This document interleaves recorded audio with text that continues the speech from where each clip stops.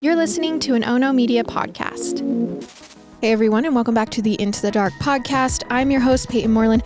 I am so glad you are here. If you listened to my Into the Dark episode that was posted on Murder with My Husband this week and are now here listening to this one, thank you. Thank you so much for supporting the show. Thank you for supporting me. You have no idea what this means to me. And if you are watching on YouTube, please turn on notifications so you don't miss an episode and leave a comment. And if you are listening on audio and can leave a 5-star review, that would be great. But honestly, I am just so glad you are here.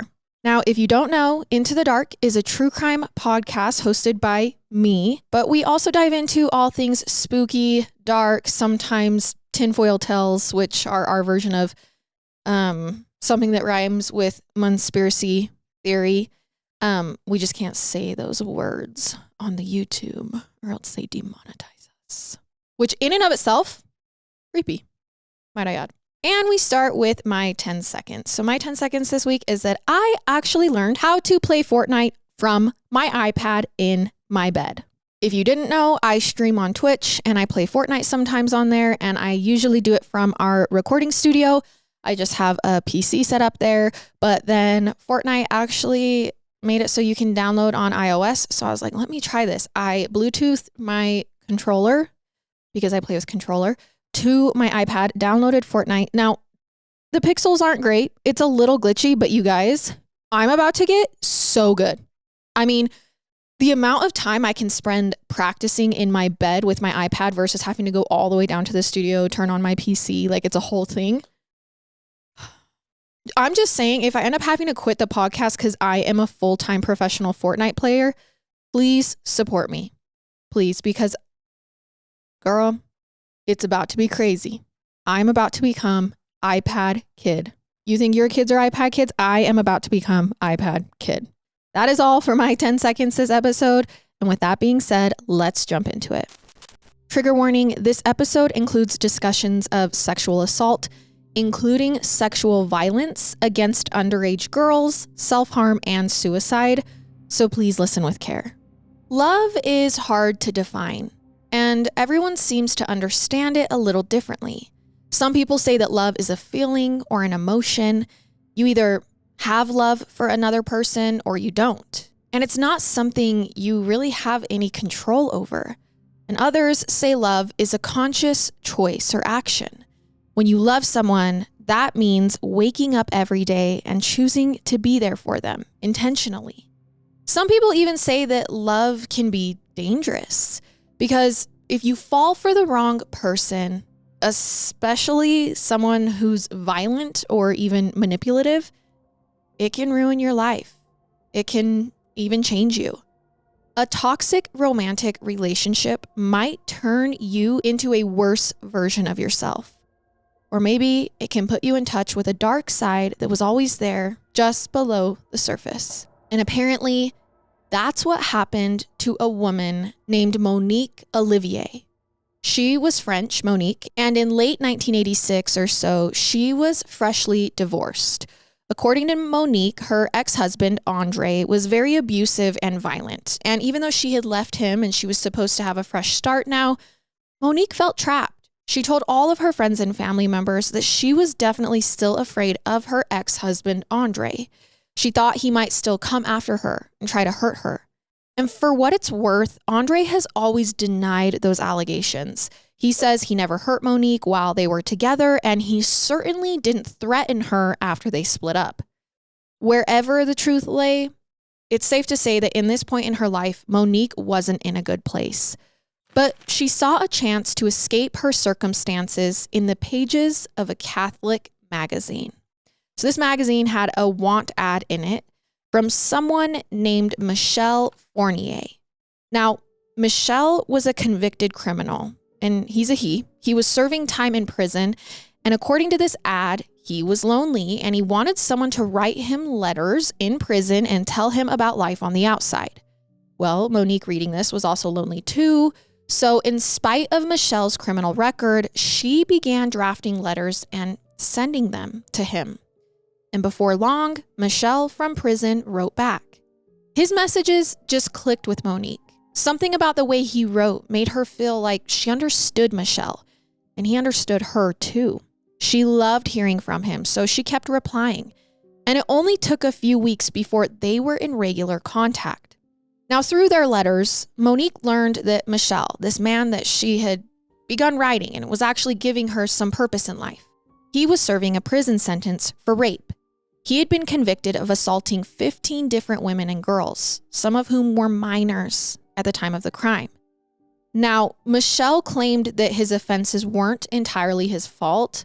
According to him, he'd been sexually abused in his childhood, and that had put him on a bad path that led him to hurt others. And he also told Monique that he was in the final year of his sentence. He just had 10 months to go. So soon, Michelle was going to be free. And some people might have read all of this and decided that Michelle's history was a deal breaker. Lots of people would have stopped writing to him right then and there, but not Monique. Even when she knew about his dark history, she still liked him and wanted to be with him. She even opened up and told him about her ex-husband, Andre, about where she was in life. I mean, I cannot overstate how much these two are talking. In a matter of months, they exchanged more than 200 letters. And even though they'd never met in person, they were definitely falling in love with one another. Now, just 4 months after the first exchange, Michelle, in prison, wrote to Monique, who was in a vulnerable spot in her life, having just been divorced, and told her he wanted to marry her. And Monique replied to accept the proposal. Now, there's just one problem. Monique's ex. She told Michelle that Andre was still violent and controlling. And even though their marriage was technically over, she was reportedly worried about how he would respond if he realized that she had moved on. It just seemed too risky to her to marry someone new. Well, Michelle said he could solve her problem for her. He was due to be released in October of 1986, less than 6 months after his proposal. He said that once he was free, he would murder Andre, her ex-husband. He tells her that way Monique would be free of her abuser forever. But in exchange, Michelle says that Monique needed to do a favor for him. He told her that he had a fantasy about sexually assaulting a virgin. So Michelle said, hey, if you can find a virgin for me to victimize when I get out, that is how you can pay me back for killing your ex-husband so we can be together. Basically, Michelle would murder someone for Monique, and Monique would help him sexually assault someone else, and afterward, they could have their happily ever after. Michelle said that once he had a chance to live out his dark fantasy, he would get all of the violence out of his system and he would be a different person. He would be completely loyal to Monique and completely monogamous. So when Monique read that offer, once again, she said yes. And now you might be thinking this is wild nuts, and this is wild nuts, okay? But I want you to just realize the situation where Monique was at, okay? So the two met in person for the first time after Michelle's release from prison, which was in the fall of 1987. They moved in together immediately, even though they were basically strangers. Eventually, the two of them made their home in a part of France called the Ardennes, and it's a very remote and heavily wooded region. The house was near the border between France and Belgium. And if you're curious how the two of them could afford this country house, and I don't mean house, I mean basically a mansion, especially when Michelle had been in prison for 15 years and didn't have a job.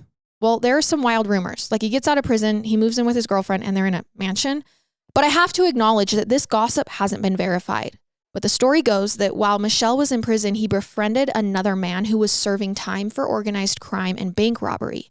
Now, according to the rumor, that other prisoner had a huge stash of stolen gold that he had hidden before his arrest.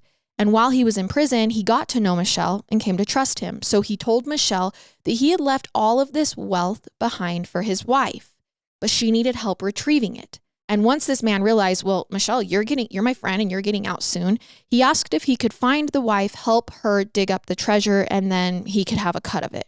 And apparently Michelle agreed to those terms. The inmate told him exactly where to find the gold. And Michelle told his friend that once he was free, he'd find the wife and they'd split the hoard between themselves. But then, once Michelle got out of prison, as the story goes, he allegedly killed his friend's wife. That way he didn't have to share any of the gold. And then he and Monique kept all of the money for themselves and used it to buy their new country mansion. Again, this story hasn't been proven, but I do know that Michelle's house in the Ardennes was very fancy and very expensive, and that Michelle paid for it all up front with cash. So clearly when he got out of prison, he got his hands on a lot of money somehow. And if he didn't steal it from his old prison buddy, I don't know where it came from. I also think it's worth mentioning, once Michelle got out of prison, he didn't kill Monique's ex like he had promised to. Okay, so this was all the plan. I mean, even today, as of this recording, Andre, the ex-husband, is still alive. So Michelle didn't hold up his end of the bargain when he got out, but he still expected Monique to keep her promises. And in December of that year, just 2 months after his release from prison, the two of them set out to commit the crime that they'd agreed to, basically becoming Bonnie and Clyde. Now, it began with them driving a van almost all of the way to the town of Burgundy, France on December 11th, 1987. They traveled almost 5 hours together to get there. But they wanted to be careful and make sure nobody would trace the attack back to them because this was 100% premeditated. They knew what they were doing. So once they reached their hunting grounds, Michelle got out of the van and then Monique kept driving around alone. Along the way, she saw a 17-year-old girl walking down the street. Her name was Isabelle Laville. Now, Isabelle caught Monique's eye right away because Monique thought that Isabelle looked very similar to how she had looked as a 17-year-old. She knew her husband was going to assault this poor girl, and Monique liked the idea of him doing it to someone who at least resembled her. This is also twisted, and why I started with Monique didn't have a twisted past, but sometimes when you meet the right person, they can pull the darkness out of you.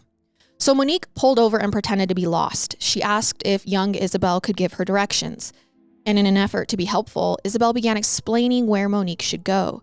But Monique just kept pretending to be confused. She was acting like she couldn't understand the directions that Isabelle was giving her. And so finally, Monique convinces Isabelle to just get into the car with her. She thought she'd ride along with her until she got to her destination, and then Isabelle can just get out of the van and continue on her way home. Instead, as we know, and as Monique knew, Isabelle was trapped. She just didn't realize it yet. With Isabelle in the car, Monique kept driving until she saw Michelle at the side of the road. He was pretending to be a hitchhiker, and he also acted like he didn't know Monique. So Monique let Michelle, her boyfriend, ex-prisoner, into her car, all while going along with the idea that he was a stranger. Now, once Michelle was inside the car, Monique attacked Isabelle. She grabbed her by the hair and screamed in her face, asking if she was a virgin. When Isabelle admitted that she was, Michelle and Monique knew they had found their victim, an absolutely evil pair. Michelle forced her to take some sleeping pills to knock her out, then he tied her up. They drove for hours, transporting her all the way back to their country home. And there, Michelle sexually assaulted her, and then once it was over, he murdered Isabelle. Now, according to Monique, this took her by surprise. She was totally fine with Michelle kidnapping and sexually assaulting a young girl, but she never expected Michelle to kill anyone. She'd believed that they were going to let Isabelle go after Michelle was done. But once again, even when she was faced with the reality that her boyfriend was a cold-blooded killer, Monique stood by him. She agreed to stay quiet about the murder, and she stayed with Michelle. He disposed of Isabelle's body, but we don't know how or where because the remains still haven't been found to this day. Needless to say, Isabelle's parents were terrified when their daughter failed to come home that night. It wasn't like her to miss curfew. So all evening long, unaware that their daughter was in the hands of an evil couple, they kept pacing to the front door, turning the handle, hoping that they would see her on the porch, wanting to come in. They didn't sleep, waiting for the phone to ring, but they never heard from Isabelle again. That was because Monique had enabled Michelle to take her life. And Michelle, well, he was about to break another promise. Remember that in his letters, he told Monique, I just want to live out this fantasy one time, and then once I've assaulted a virgin, I will be faithful to you. We will, live happily ever after, spend the rest of our lives together. He said he would never sleep with another woman, and he definitely never sexually assault or murder anyone else. But as you know, this is not true. Shortly after Isabel's death, he told Monique, I want to do it again. And he needed her help kidnapping, attacking, killing someone else. It had worked the last time. And once again, you will notice that this is a pattern for Monique because she agreed to his plan. She was so loyal to him that she was willing to keep helping him murder people. So they basically become serial killers together. They did it again and again and again. And as wild as it sounds, they only became closer and fell deeper in love even while they were committing these gruesome crimes. It was like the darkness within them connected them. So Michelle and Monique got married in July of 1989, and at some point that year, she found out that she was pregnant. She actually used this discovery later on to help her with the murders. Monique would drive around looking for young women. She'd ask them for directions or find another way to get them in the car. And when most of the victims saw she was pregnant, there was no assumption that they were in an unsafe environment. How could an expecting mother hurt them? This is just disgusting. But sadly, the answer was that Monique was a dangerous and deadly person, pregnant or not. One time, Michelle was driving when he pulled up beside a 20-year-old woman named Fabienne Leroy. Now, from the passenger seat, Monique gestured at her pregnant belly and pretended she was having a medical emergency. She said she needed to rush to the hospital, but she also needed Fabienne to help her while they were on the way. Michelle couldn't hold her hand or make her feel supported while he was focused on driving. And Fabienne only wanted to be nice. She didn't want to abandon a clearly distressed pregnant woman, so she got into the car with Michelle and Monique. And that was when Michelle pulled a gun on her. Monique dropped the act, and Fabienne almost certainly realized that she had been tricked by a pair of monsters. They all drove after this to an empty field, and there once again, Michelle sexually assaulted and murdered the victim. Fabienne's remains were found the very same day in the same field where she had been attacked and died. But nobody connected her to the young, happy couple that was expecting their first child together. No one even knew this was a pair. 2 serial killers? What are the chances? So life goes on. The serial killer's son, Selim, was born in 1988. And while he was a baby, Monique used him as bait too. She would strap him into a car seat. She'd find a young woman and ask them for help because her baby was sick. Again, she was faking serious illnesses and medical issues to earn people's trust.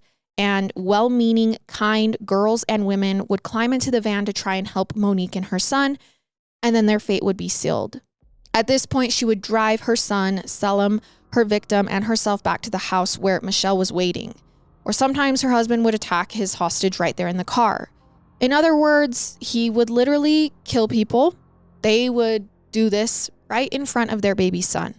Selim witnessed multiple murders before his first birthday. You guys, I'm going to throw up. And obviously the killings continued after that, even once he was old enough to understand what he was seeing. When he was older, Michelle and Monique hired babysitter after babysitter to watch him, except when the babysitters would show up, Michelle and Monique wouldn't leave. They realized this was another way to get young women into their grasp. So they would attack the young woman while she was in their home with no witnesses around. And in many cases, their victims hadn't even told their friends or family members where they were supposed to be that night. So nobody ever thought to look for the missing people in Michelle and Monique's home. This was in spite of the fact that Michelle was a known sex offender. Some people thought the police should have made this connection faster with all of these killings happening, but for whatever reason, they didn't. And Michelle and Monique also hid the crimes by burying bodies and other evidence on the massive tracts of land that surrounded their mansion. Some experts believe that that's why they picked this particular property. It wasn't just that they wanted a big fancy house. They also wanted to live somewhere remote with no neighbors around to hear or see anything, or to notice all the fresh graves that kept popping up on the property. So the more people they killed, the bolder they became. You may remember how earlier I mentioned that their home was in the Ardennes, which was right on the border between France and Belgium. Well, as time went by, Michelle and Monique felt more comfortable hunting on both sides of the border, preying on French and Belgian women alike. Along the way, Michelle earned a nickname, the Ogre of the Ardennes. Now, their youngest victim was just 12 years old, and the oldest was 21. They were all abducted or killed between 1987 and 2003. During these crimes, Monique often watched Michelle assaulting and killing other women. Apparently, he liked having her in the room, sometimes in the room next door. Sometimes she would duck around the corner just out of sight and hold out a mirror so she could watch. They also sometimes recreated Michelle's murders in the bedroom. Apparently, Monique liked to pretend that he was attacking her and that she was afraid he was going to kill her all while they're in bed. She'd also impersonate specific victims that they had already killed, like literally reenacting moments from the assault. All in all, their relationship was very dark, warped, and unhealthy. It was literally a marriage built around their shared love of sexual assault and murder. And all of this culminated with a crime Michelle and Monique committed in June of 2003. Now, on that day, they abducted a 13-year-old girl. Her identity hasn't been made public even to this day, but here is what I do know. Michelle was driving, and he spotted the 13-year-old girl walking down the street. So he used the same tactic that he and Monique had used so many times before. He pretended to be lost and convinced the 13-year-old to get into the van with him to give him directions. Then he dragged her into the back seat, tied her up, but this attack went a little differently. Michelle didn't tie the 13-year-old up very securely. And before Michelle could do anything else, the 13-year-old got loose from her bindings, and then she pushed the back door of the van open and jumped out. And in another stroke of good luck, a car was driving by right at that moment, so the girl ran over and begged for their help. Now, when everyone realized what was going on, the other drivers wrote down Michelle's license plate number while he tried to get away and then took the girl to the police station. And when she gave her statement, she also gave the investigators everything they needed: a physical description of Michelle, his van, and his license plate number. So right away, the detectives tracked Michelle down and asked if they could search his van. When they did, they found the 13-year-old girl's hairs in the back of the van, which definitely corroborated her statement she had already given. It proved she was telling the truth, and the police now had a suspect. But when they searched this van, they also found other hairs which matched missing girls. And that was when authorities realized that all of this was connected. Michelle was responsible for multiple kidnappings and murders in both France and Belgium. This serial killer had just been caught, and when they brought him in for interrogation, he admitted to many of the details, including the fact that his wife, Monique, had helped him commit the crimes. So at this point, they are both arrested. The police questioned them separately, and both Michelle and Monique were cooperative, sort of. See, Michelle ultimately confessed to 11 murders, and he gave the police very specific details about what his victims looked like, what they had been wearing, and in some cases, he even knew their names. So it was fairly easy for the officials to match his statements to open missing persons cases. Now, Monique only confessed to 4 murders. She didn't actually admit that she committed them herself, but she said she'd assisted Michelle in the crime and the cover-up afterward. But once again, she gave the police a lot of details about who she'd helped kill and how she'd done it. The problem was Monique confessed to some murders that Michelle had not confessed to, and vice versa, which is not a good sign. Some of the 4 confessions she gave were different people than the ones Michelle had mentioned, meaning there was more victims and neither of them were telling the full story. They were both leaving out certain details. This was especially clear when the authorities looked at the timeline. Both Michelle and Monique claimed that they didn't commit any murders at all between 1990 and 2001. So between the two of them, they had killed almost a dozen people between 1987 and 1990, and then from 2001 to 2003. But supposedly, they took 11 years off without committing any crimes in the middle of those periods. The police are like, this sounds unlikely. They suspected there were even more homicides that the two of them were still lying and hiding. This meant it was impossible to say just how many lives Michelle and Monique had actually taken. Still, when it came to pressing charges, the authorities had to focus on the cases that were the strongest. The murders where they had physical evidence against Michelle and Monique. So they only charged Michelle with 7 murders, and Monique was charged with just 1, but with 6 counts of being an accomplice. His trial in 2008 was fairly uneventful. There was a parade of witnesses against him, including his son, who you'll remember witnessed multiple murders throughout his childhood. On the stand, Michelle admitted to what he had done. He was found guilty and he was sentenced to life in prison. According to Michelle, this was all exactly what he had eventually expected would happen. He said that even before his trial had begun, he had known deep down that he was going to be convicted and get the harshest punishment possible.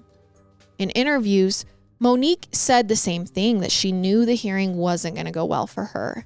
But still, she fought the charges, and her defense came with its share of fireworks.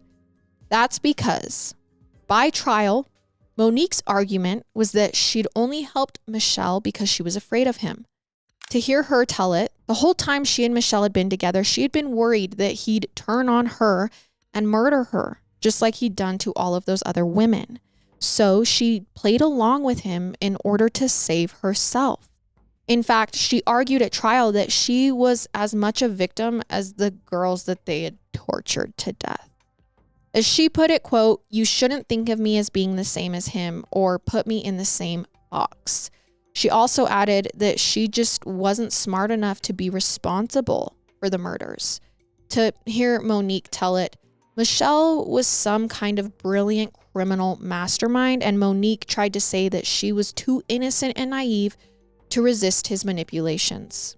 Okay, there is a part of this that totally could be true, but you got to be held responsible for your actions. But I do want to say, interestingly, when the police interviewed Michelle, he said something similar. He argued that Monique wasn't very smart and she never stood a chance in the face of his superior brilliance. So there definitely is like a dominant submissive situation going on here. But at the end of the day, she on her own acted alone a lot of times during all of these killings.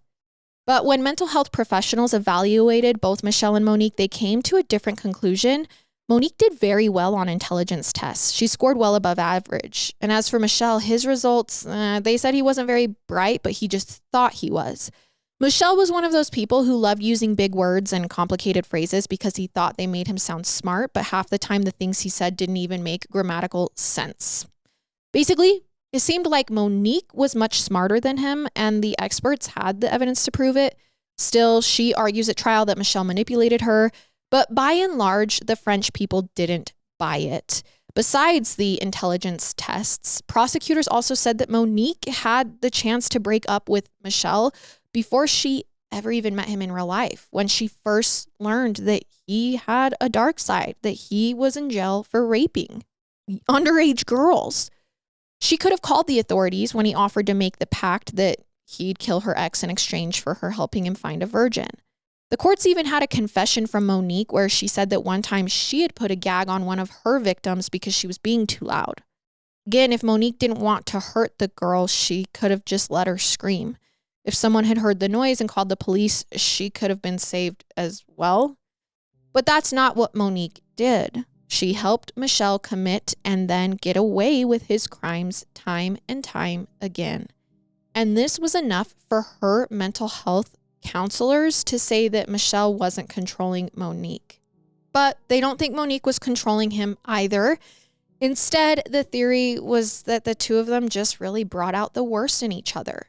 Maybe if they had never met, neither of them would have ever committed these murders. But while they were a couple, Monique and Michelle definitely egged each other on. They each pushed their spouse to be more violent and aggressive than they ever would have been on their own. So many French people saw her just as guilty as her husband. Every day, protesters gathered outside the courthouse with signs. They chanted and marched. They didn't even think Monique deserved a trial. They thought her crimes were so heinous, she'd waived her right to any kind of hearing. Her lawyer had to keep giving statements where he said that as horrible as these crimes were, Monique still had the same rights as any other citizen. Still, it may not be much of a surprise to hear that the jury didn't believe Monique's testimony about how she was really a victim. They did find her guilty and sentenced her to life in prison, which was the same sentence that Michelle had received. And sadly, this verdict wasn't enough to stop one more person from dying because of what Michelle and Monique had done. See, Michelle had a daughter from before he met Monique while he was in prison. And apparently his daughter had never had any idea what her father was capable of until his arrest. But once his crimes became a major news story, the stress was more than she could deal with. And tragically, she took her own life in 2006, just 2 years after Michelle's guilty verdict. For his part, Michelle passed away in 2021, 13 years into his sentence. And another 2 years after that, the police found evidence suggesting that Michelle and Monique had killed even more people than everyone even realized. They questioned Monique about their suspicions, and she confessed to 3 more murders. This was enough for the authorities to bring more charges forward. Since Michelle wasn't alive to be held accountable for those crimes, only Monique went to trial. And during her hearing in 2023, she still claimed she was a victim, and she only went along with the attacks and the murders out of fear for her own life. And this defense didn't go any better for her than it had in 2004. Once again, she was found guilty, and this time of 3 counts of accessory to murder. Monique was sentenced to another life sentence on top of the earlier one she was already serving. Now, to this day, Monique still claims that she's a victim. According to her, she had no choice but to help Michelle commit the murders. Of course, plenty of people don't believe her.